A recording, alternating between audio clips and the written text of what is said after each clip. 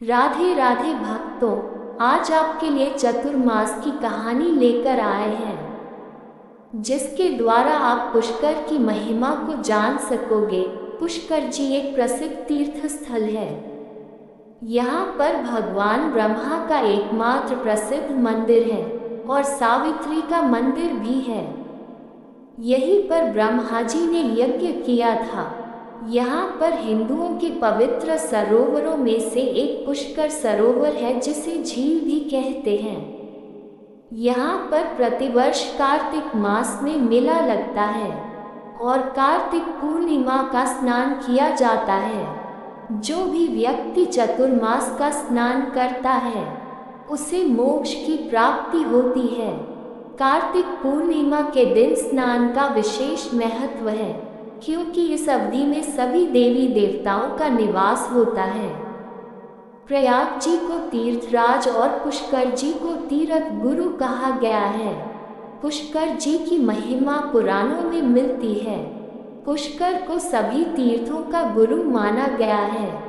मान्यता है कि जो भी व्यक्ति चार धाम तीर्थ यात्रा करता है और वह जब तक पुष्कर जी में स्नान नहीं कर लेता, तब तक उसकी यात्रा को अधूरा ही माना जाता है।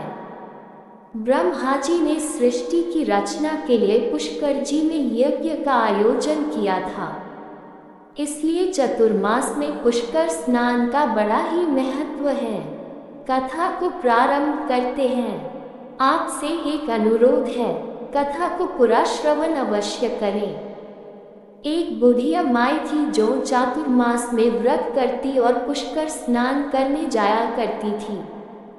4 महीने पुष्कर में रहकर स्नान, पूजा पाठ, दान पुण्य किया करती थी। उस बुढ़िया माई के छोटा सा परिवार था। एक बेटा और बहू थे।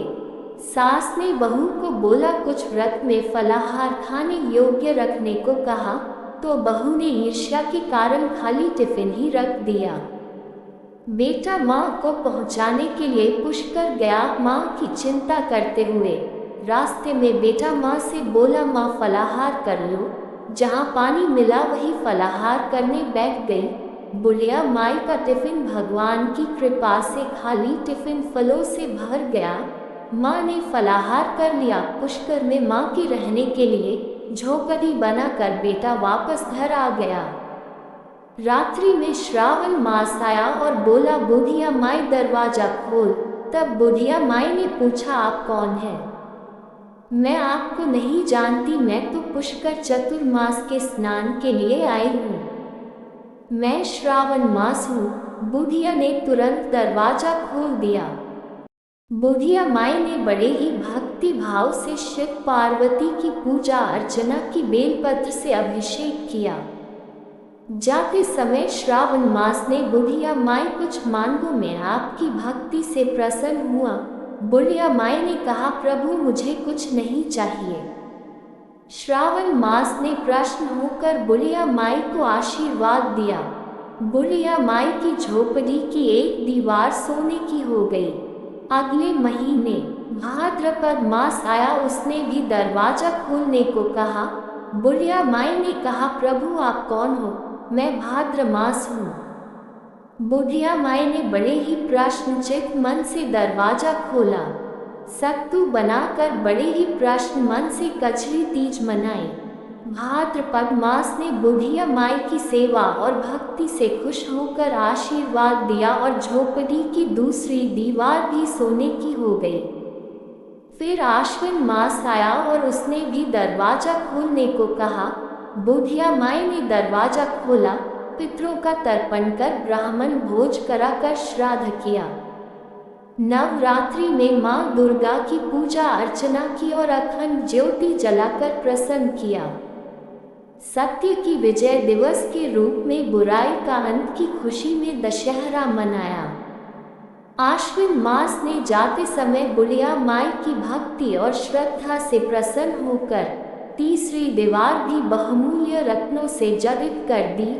आश्विन मास बुढ़िया माई को सदैव प्रसन्न रहने का आशीर्वाद देकर चले गए। इन सब के बाद कार्तिक मास आया, उसने भी दरवाजा खोलने को कहा। बुढ़िया माई ने दरवाजा खोला, अति प्रसन्न मन से कार्तिक स्नान किया, दीपदान कर दिवाली, गोवर्धन पूजा, भैया दूज, गोपाष्टमी, आंवला नवमी मनाई। कार्तिक मास ने जाते समय आशीर्वाद दिया और झोपड़ी के स्थान पर महल बन गया। बुढ़िया माई गरीबों की सेवा कर भजन कीर्तन में अपना समय व्यतीत करने लगी। बेटा अपनी माँ को लेने आया तो माँ और झोपड़ी को पहचान न सका तो पड़ोसियों से पूछा। उन्होंने बताया तो बेटा माँ के चरणों में गिरकर बोला, माँ घर चलो। सारे सामान के साथ घर ले आया। सासू माँ के ठाठ देखकर बहू के मन में लालच आ गया और उसने अपनी माँ को भी पुष्कर छोड़कर आने को कहा तो उसका पति अपनी सास को भी पुष्कर छोड़ आया। परंतु बहू की माँ की धर्म कर्म में बिल्कुल रुचि नहीं थी, न ही कोई पूजा पाठ करती। वह 4 समय भोजन करती और दिन भर सोती। चारों मास आए और चले गए। जाते समय झोपड़ी गिर गई और बहू की माँ अपने कर्मों की वजह से गधी की योनि में चली गई। क्योंकि औरत लक्ष्मी का रूप है और लक्ष्मी की तरह चंचल होना चाहिए। भगवान की पूजा और अतिथि का सम्मान और दान पुण्य करना चाहिए। बहू ने कहा, अब माँ को ले आओ। जब जमाई सास को लेने गया तो कहीं न मिली। लोगों से पूछने पर लोगों ने बताया कि तेरी सास धर्म कर्म कुछ न करती थी, खाती थी और सोती थी, जिससे वह गधी योनि में चली गई। जब वही गधी की योनि में गई हुई सास को बांधकर घर ले आया। उसकी पत्नी ने पूछा, मेरी माँ कहाँ है? तब पति ने कहा, तेरे लालच की वजह से तेरी माँ गधी योनि में आ गई है।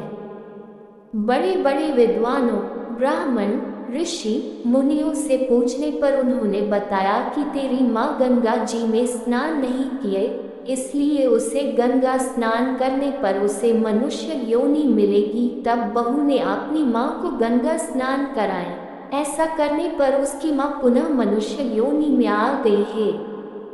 भगवान आपके भाव को देखते हैं।